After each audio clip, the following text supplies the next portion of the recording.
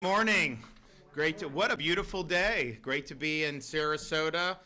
Great to see everybody. I know we have Representatives Nix and Robinson from this area, so I want to welcome them. We also have the Insurance Commissioner for the state of Florida, Mikey Jaworski, is here. And we've got some very interesting announcements today. So I think a lot of people have seen over the years, various things. I mean, we talk about groceries, we talk about all these things that have been more difficult, and this is going back really 4 or 5 years now. You've seen the run up, really the COVID, the spending, the printing of money, the supply chain, just all these other things contributed to a lot of different things. Well, one of the things that has been the most difficult nationwide has been increases in auto insurance premiums. Florida has had kind of a difficult history of this over the years. Part of its demographics, part of its driving ability and problems on the roads, but part of it was the legal environment where Florida was really a litigation, was considered a litigation hellhole by a lot of folks, and that contributed to consumers having to bear more costs with respect to auto insurance. And so one of the things that we did recently was do major litigation reform in this state. The end of 2022, the beginning of 2023. A lot of people have been talking about doing this for like 20 years, but it's not easy to do. You got to get the legislature to do it, and all you got to do, you drive around the state of Florida, you get on the highways, and what do you see? You see signs for lawyers, right? And the lawyers want to bring lawsuits, and obviously the legal profession over many decades has transformed from a profession to a business. And so they're trying to make money off this stuff, and they obviously want to be able to bring more lawsuits. But we knew that Florida had a problem. I mean, just with homeowners insurance, the state represented 8% of claims nationwide, but accounted for 78% of litigation costs. Well, guess what? I mean, that's going to be something that policyholders are going to end up paying. It's basic economics. So we did this. They've been trying to do it for many, many years. And, sometimes people think, well, you do sign a bill into law like the next day. Well, where's the result? We said it's going to take time to kind of go through the system. And so if you look at what's happened with auto insurance, so in 2024, it was the #1 nationwide consumer staple in terms of inflation. Average increase in America was like 20% in 2024. We don't have the full numbers yet, but I would say in almost every state, you're seeing auto insurance go up. What's happening in Florida? For 2025, the top 5 auto writer insurance groups have averaged 6.5 reduction in rates. And that includes Allstate, 7% decrease, Liberty Mutual, 5%, State Farm, 4.7%. But honestly, a lot of them are filing more and likely to go down even more. So stay tuned for that. So 78% of our auto market are the top 5 companies. And they are seeing, reduction. And part of the reason they're able to do that is because you have seen a decline in litigation expenses almost really immediately from when the 22-23 reforms were put in. That means that they obviously are not having to expend as much on the administrative stuff. And so what ends up happening? Well, Florida, we have different regulations in these different, and so they're private companies, obviously they make decisions, but there is a regulatory framework. And we do have consumer protections in this, especially for people with auto insurance policies. So as they submit different rates, and they're entitled to do that as long as it's within the framework, they do look back at years prior to see if companies actually owe any of the policyholders anything. And so Commissioner Jaworski has been working with these companies because given all the money that's been saved with these reforms, now looking back even a couple years, consumers now have an ability or have even a right to be able to get some of these refunds. And so we're able to announce today that with thanks to Commissioner Jaworski, He has secured almost $1 billion in credits for Progressive auto insurance policyholders. And so the savings that we've seen because of the litigation reforms now means they are going to be giving you, and it depends on how long you've been with Progressive. You've been with Progressive this whole time, you're going to get a bigger rebate, and it might be a check, it might be a credit on your bill. But the average across Florida policyholders is going to be a $300 rebate, and that's just for Progressive.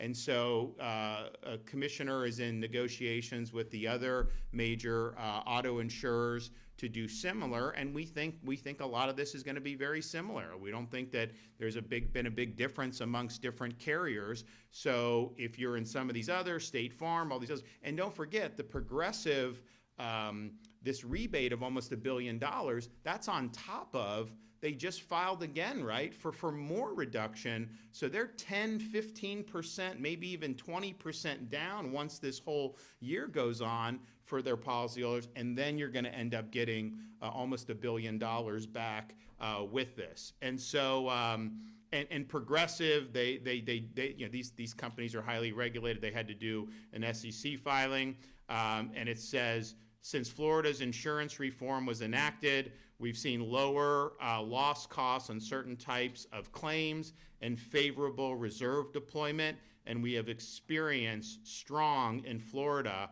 personal auto business. And so people want to expand in Florida. It used to be you didn't want to be in Florida. Part of it's demographic, part of it's bad driving, but part of it was legal and litigation. And so you see that. So you're seeing a big decline in all of this with terms of, here's the thing. You would see litigation where the policyholder would, the dispute would be over like $50,000, and then the lawyer ends up getting like $350,000. Well, why would we want a system that encourages that? And so Florida has done a lot to do it. So I think we'll be, by the end of the year, you'll have the rest of the companies. Probably, yeah, 1st of January. By the 1st of January, you're going to have all these.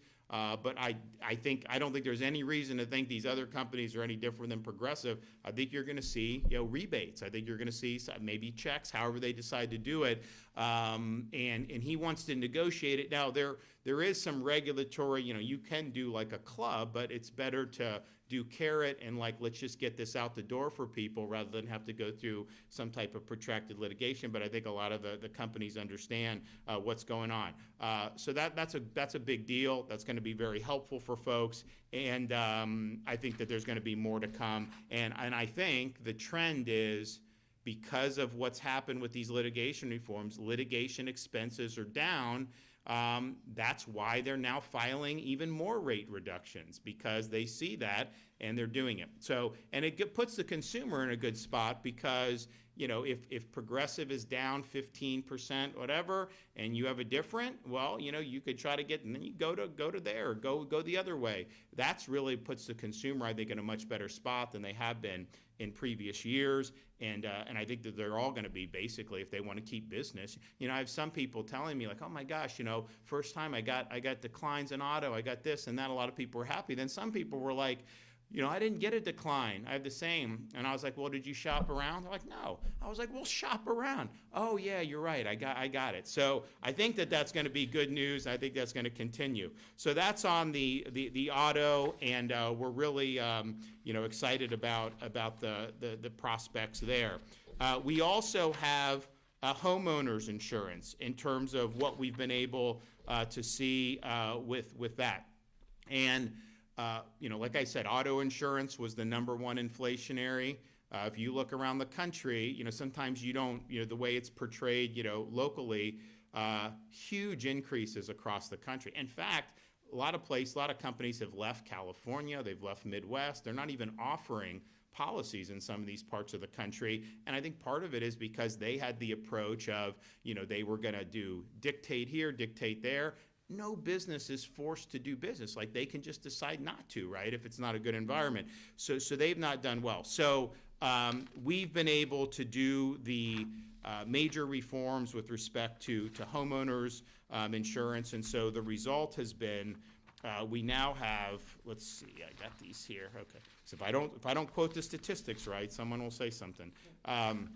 So as of the end of September, so again, it's a regulated market. Private companies, they could do, but there's certain regulations. So they file these requests and they have to justify it under the law. 150 residential policy companies have done 150 filings for either rate decreases or 0% increases. And so in 2024, we had 33 companies. Since January 24, 33 companies have filed for a rate decrease. 46 companies have requested no change or 0%. One of the largest insurers in the state, Peninsula, requested the largest decrease for the company in modern history, 8.4% for homeowners premiums, including even 12% for condo owners, which has been a very difficult issue. You know, we had to get the legislature to change to try to keep people in their condos because they were being driven out. So we were able to do that, which is really good. So the 30-day average that Mike's office is getting for homeowners rates is down 1.3%. 180-day average fell. You know, a year ago it was still going up. You know, now it's down over the last 6 months all in, and it keeps getting more where they're doing more and more reductions. In 2024, Florida had the lowest increase in the nation for homeowners. So just understand what's going on around the country. I mean, you know, it costs a lot more to replace a roof today than it did 5 years ago. That's not limited to Florida. That's true everywhere because of the inflation. And so our average increase statewide in 2024 was 1%, and it was 15, 20, 30% in some other parts of the country. We now have, since these reforms were passed, 17 new companies are now operating in Florida, and so they're bringing capital in and they're offering policies. That's brought in more than $57.4 million in new policyholder to support additional growth in the state's property market. If you actually see in Florida, more people now are on private insurance than they were 5 years ago. Less people are on Citizens, which is the last resort, you know, backed by the state. And honestly, like if something really bad happened, people say, well, maybe the taxpayer would bail out. But even short of that, Citizens under the law has the right to assess every policy in the state. So you could just be like renting a condo in Sarasota and you could get assessed by Citizens. I mean, it's incredible. So we obviously don't want that to happen. I mean, can you imagine what it would be like to get an assessment for something you have nothing to do with? And so we obviously want to prevent that from happening. Now, knock on wood, I mean, there is a storm kind of in the Caribbean, south of Cuba and Jamaica. Most people are saying there's not going to be any impact in Florida, but who knows, right? I mean, these things can shift, so we're watching. But we are getting towards, you know, as you get into the end of October, we're still in hurricane season. The chance of having a major after that goes down a lot. Doesn't mean it's 100%. But if we do get through this without any major impacts, I think Mike's assessment is that you're going to see these companies continue to do rate decrease in their filings. And when you have these new companies, you have an ability to try to get a better bargain. So these are difficult issues because there's a lot of moving parts, and our state just has to deal with certain things, whether it's the auto situation, you know, dealing with the demographics, dealing with the driving, or when you're dealing with homeowners, dealing with the risk. And being a peninsula that's sticking out in the middle of a tropical part of the country, you know, you are just going to have less risk from a storm if you're somewhere in the interior of the country. Now, they have other risks, tornadoes, whatever. California, they have things like earthquakes. We have the hurricane risk. And so when you have a period where you've had 6 majors in 7 years, you know, that's something that obviously is significant. But I would say, you know, we had 2 majors last year, 3 total. If you were 2 years ago and someone said that was going to happen, everyone would have said that there would be no more, that every company would go under, that it would be all government, and that's what people would have predicted. And that's been the opposite that's happened. You're seeing these rate filings go down, even though you had 3 storms last year. And so that's important progress. Now, On both of those were, and the only reason that that's happening is because of the litigation reforms. That was what was causing these costs. Now, the inflation contributed, the risk contributed, but those are things that are outside the control of government, although some people think we control the hurricanes too. I can tell you, if I had that on-off switch, that would be something that I would utilize and keep that dialed down. That would be an easy decision for me. But the litigation reforms has been really significant. And I think Mike will talk more about what he sees kind of in these markets, but the movement has been positive. Here's the thing though, we saw the 24 results where we were the lowest increase in the country.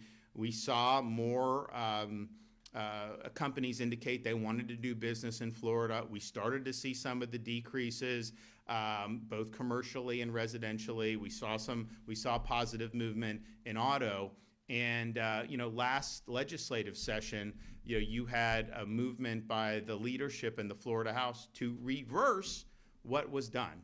And I don't know why that would have been done. The own analysis that produced some of the bills said that it would lead to a spike in homeowners insurance premiums. Why would we want to be doing that? I understand there's lawyers who want that. I get that. But you didn't get elected to represent lawyers. You got elected to represent your constituents.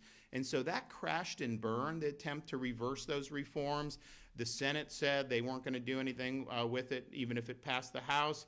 And I obviously would not have let it go into law. But these results that you're seeing, you're getting $1 billion back from an auto insurance company because of those reforms. That's the only reason that is happening. You're going to get more money back for people that are in other policies other than Progressive. That is only because of those litigation reforms. So that was very misguided to try to do that. It didn't work. It crashed and burned. But going forward, I think we got to make sure that we continue going on the course where you've seen measurable results. And also with that in mind, when we were, it was hard to get all the reforms done. There was a lot in the legislature initially, a couple years back before this, that just wouldn't do it. But we tried to do whatever we could to be helpful. So one of the things we did was we did the My Safe Florida Home program. So My Safe Florida Home allows you to apply to do home hardening improvements, and you can get a matching grant. And the reason why we were doing that is because when you do that, one, it's better for you and your property and hopefully less damage if you have a storm, but it also leads to a measurable reduction in insurance premiums. I think it was the average person who went through the My Safe Florida home improvements qualified for an average of $900 in savings in a given year, which is good. Some had more, some had less, but that was the average. And so we did it. It was very successful. So then we did it again, and I think we did it maybe a few years leading in. So then we got to 2024, the budget, and it had money in it, and people got on a waiting list because the funds ran out. So you ended up having these hurricanes. And so my view is like, listen, you can add or not as much as you want if you're the legislature, but if you've told people to sign up for this, they're on a waiting list, they want to make improvements to their homes, shouldn't you fund at least the waiting list? Like if you don't want to keep doing it, at least do that. So in January, I called a special session of the legislature. We did for immigration, illegal immigration enforcement. We wanted to do the condos. We wanted to help with hurricane victims from Helene and Milton. And then we wanted to do My Safe Florida Home. And they basically, just said, they didn't want to do the hurricane, they didn't want to do My Safe Florida Home, and they did not want to do condos. They eventually did condos. They were forced to do litigation. It was really the House leadership. They were forced to do illegal immigration. They wanted to actually make Florida a sanctuary state. I mean, can you imagine that? Literally preventing the governor from doing anything about illegal immigration. Like none of the stuff that's happened would have happened. And we've led the way, not only in arrests and helping ICE, but in terms of removals. Just our deportation operations, you're talking about thousands and thousands of people that in other states, they may have ended up just being released because DHS didn't have the capacity. So we've really helped there. But my view on the My Safe Florida Home is if they're on the waiting list, We're January of 2025 at the time. Why not clear the waiting list, at least in the areas where you had damage from Milton and Helene? Those folks can then make the repairs, and then if we ended up having storms in 2025, then they would be protected from that. But that wasn't done. So then they did do in the regular budget, they did do some money, but they put some restrictions on it. So there are people on the waiting list who were approved for this, who now these funds, are not able to necessarily be reached because they put limitations. So my view is like, look, you made this promise. You told people to sign up. So let's at least clear the waiting list and let's fund this. Now, knock on wood, we'll see. Maybe this area, isn't going to have any impacts from this tropical season. I think that'd be great. I think you deserve a break from it after what you went through last year. So hopefully, but man, why don't we do that? So I think my Safe Florida Home, it's not like it's, there's a lot of different things that happen, but this is something that has made a difference. And especially when people were really struggling during those many years, if we can help to make their property better, but then also get them rebates, that's something that I think we need to do. So hopefully we'll be able to get that done in the upcoming year. Well, what I want to do is make sure that people have that so that they can finish the improvements in time for next hurricane season. To drag it out, I don't think makes a lot of sense. And so that is an important thing that we do to be able to bring relief. So all told, I'm really excited about this announcement with Progressive. I think people being able to, we're so used to going to like the grocery store and like sticker shock or this or that, to actually get money back. That's a really, really good thing. And it's attributed to the reforms that have been enacted in Florida. And we want to see, I know Mike's going to work with all the other companies to get that statewide across all our carriers. I don't think there's a single carrier that's not going to probably be triggered, where these refunds aren't going to be triggered based on what's happened in terms of saving. So you end up having Progressive folks, policyholders, that's happening. More will happen. But then we also think they're going to be further reducing rates as we get through the balance of this year and into next year. So all told, that's great progress. So Mike, you want to come up and expand?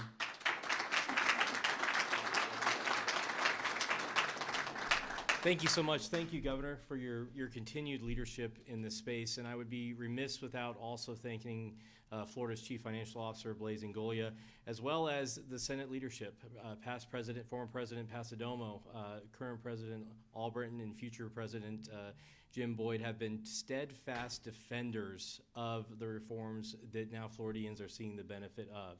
And I can tell you personally, day in and day out, it is not always the most pleasant experience to be the one that is deciding whether or not to raise rates. But the news over the past few years has been tremendous, and it is accelerating and it is increasing due to the reforms that were put in place.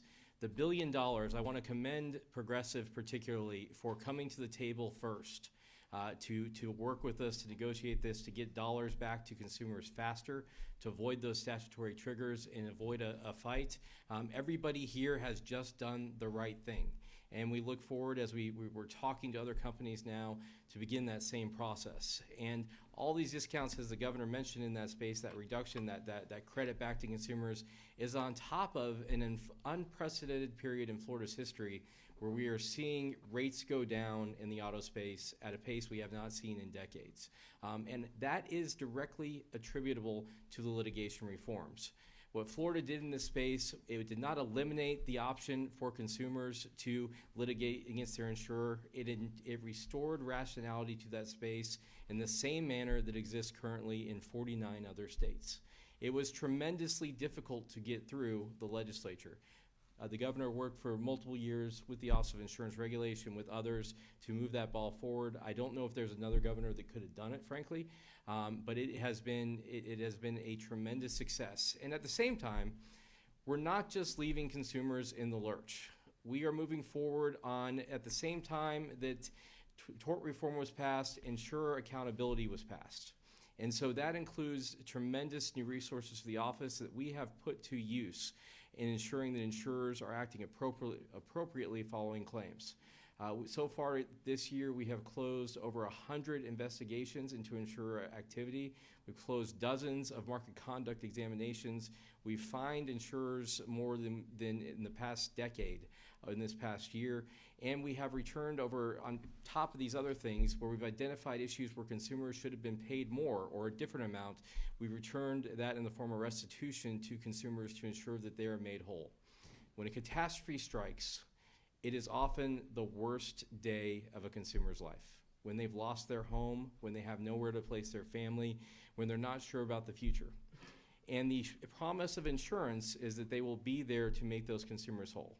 And we're going to continue to be on the back end making sure that those companies are doing the right thing. We'll continue to ramp up accountability smartly so it doesn't scare off competition, but ensures that we have a vibrant marketplace that our consumers can rely on. On the property front, the governor mentioned Florida had the lowest increase in the cost of property insurance in the country last year. And I expect it to be a similar trend this year. And that, again, is directly attributable to tort reform.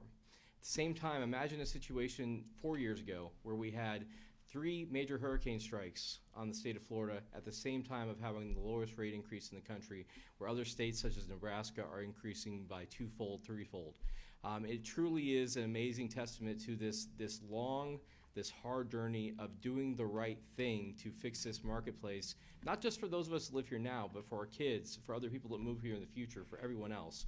It is a long-term, never-ending story in some respects to keep these markets vibrant, but the tort reforms stand among those that have happened in the past, such as the creation of the CAT Fund, such as Citizens, such as the public model, such as all these things that Florida has done ahead of other states to handle this problem.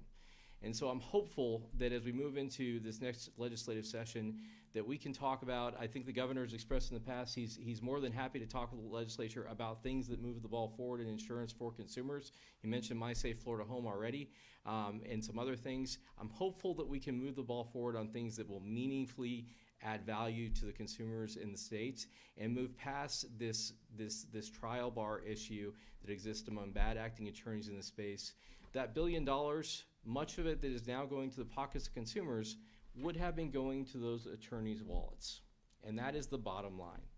And so we'll continue to see that success. We'll continue to see the good news emerge. I'm very optimistic about reinsurance, which is somewhat a complicated space, but it's essentially insurance for insurance companies. Florida is heavily reliant on reinsurers for our catastrophe risk. I expect that market to show continued signs of improvement following this year, which will lower the cost in a rapid way for all consumers of property insurance in the state. And so I want to just thank everyone again. Thank you, Governor. Thank you to the House, to the Senate, who have stood by and kept these reforms in place. And I hope we can continue that trend and do great things for Floridians. Great.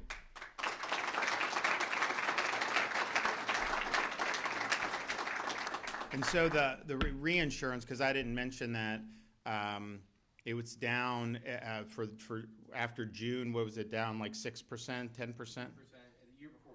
Okay. Yeah, so I mean, this is just, these companies have to buy reinsurance, right? And so when reinsurance spikes, and again, it's not just like, the reinsurance is much more than just Florida, but Florida plays a huge role in reinsurance. And because of the reforms, the reforms that were done at the end of 22, the reinsurance they said was going to go up a lot more. It still went up. But when they saw the reforms, the increases were less than what they had thought. Now you're starting to see decreases, and likely we'll continue to see more of those decreases, which just makes it more economical to be able to offer different policies. So very complicated subject, especially when you have a very complicated market like Florida.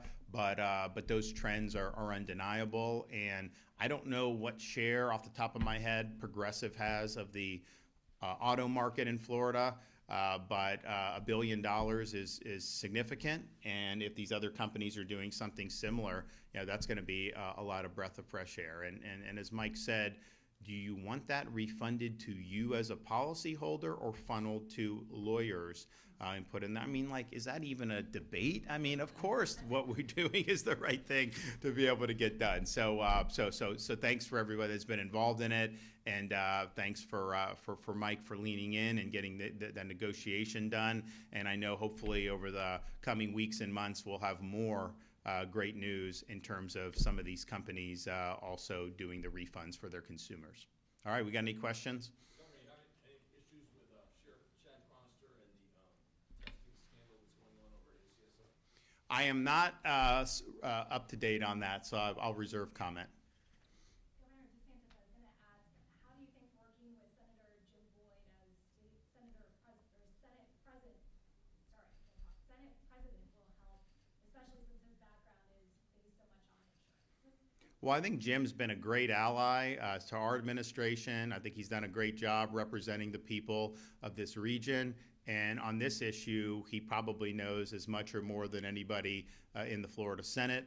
And when all this stuff was being pushed earlier this year to unravel the hard work, I mean, he was very much steadfast against doing that because he understands the issues and he saw the trends that were happening, and the worst thing you could do is reverse the trends. And it was interesting, when we did the reforms, we didn't want to be in a situation where, like California, they're leaving, right? The companies leave. They're leaving other states. And because then the consumer, if you only have one option, you have your defense against prices rising is a competitive market, right, as a consumer.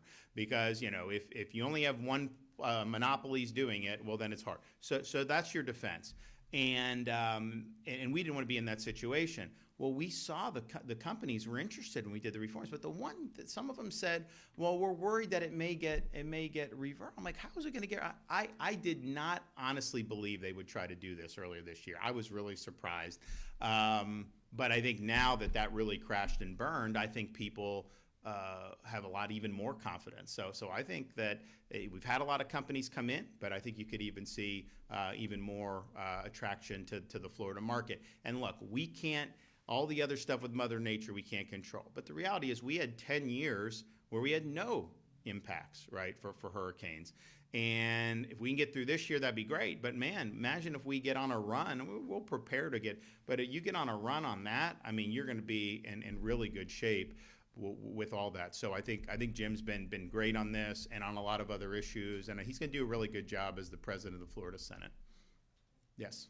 Can you comment on the Schools of Hope legislation and some Sarasota County school board members' concerns that'll impact negatively district resources? I don't think that's true. So I think what he's talking about, so we did the Schools of Hope to really attract charter operators in areas that are very poor performing. And one of the aspects of that was if there's excess space in these school buildings, that the charter operator could use that excess space and then do a program. So we brought Success Academy down from New York City. So Success Academy, now Florida is favorable to school choice. New York is not, right? So Success Academy has gotten into the city in very difficult areas, going against the unions, going against the politicians, and they've had really significant success. And so when we started talking to them about coming, their view is, we're going where people say it can't be done. That's what they want to do. And so being able to provide operators like that some existing infrastructure that's not being utilized, makes economic sense, but it also helps attract folks to come in and do it. So I understand, why they're saying that. I don't think ultimately the critique is valid, and I think it's going to make a real difference. So they're starting in Miami, but their goal is to go to as many spots around Florida as they can in area. Now, we have more school choice than anybody in the country. So we have 500,000 plus kids on private scholarship, 400,000 plus in charter programs. Within school districts, we have over probably 750,000 at a minimum that are exercising choice options within their school district. When I was growing up, wherever your school was, I was Dunedin, I went to Dunedin High School. And that was that. There may have been some limited magnet, but it really has gone much different. So that puts the parent in a great spot. because regardless of income level, you have an option for scholarship. You have an option for charter. And these charter school folks, they're not entitled to any students, right? They have to convince parents that you should send them to the charter school. And we have some of the best charter schools in the country as a result of that. But if those schools aren't doing the job, then parents are going to choose to go elsewhere. And I think what our school districts have had to do is they've had to innovate. They've had to offer more choices to parents. Miami-Dade, top performing urban school district in America, they have 70+% of their students do not attend their local neighborhood school. They're in magnet programs, they're in charter, they're in all these other things. So I think that formula has proven to work. And interestingly, if you take just our charter population, which is over 400,000 students, that'd be more students than probably a third to a half of U.S. states would have in their total K-12 system, because Florida's obviously a big state. And the charter students, are disproportionately low income compared to Florida as a whole. If you took their performance, they would be one of the top 5, if they were their own state, they would be one of the top 5 performing states in this country on these charter programs. And that's before you even have like a Success Academy. So I think it's going to work out well, and I think it's just going to provide more opportunities for folks, but particularly for people, even with all our choice, even if all the success with the charter, there's still kind of a view. It's like, well, some areas you're never gonna get. And I think Success Academies, their view is no, we can do well anywhere.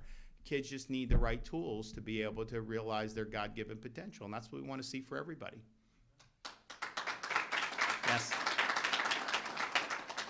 been some concern about charter schools, if they do take over a public school that doubled as a hurricane evacuation center, that they won't be giving those services. No.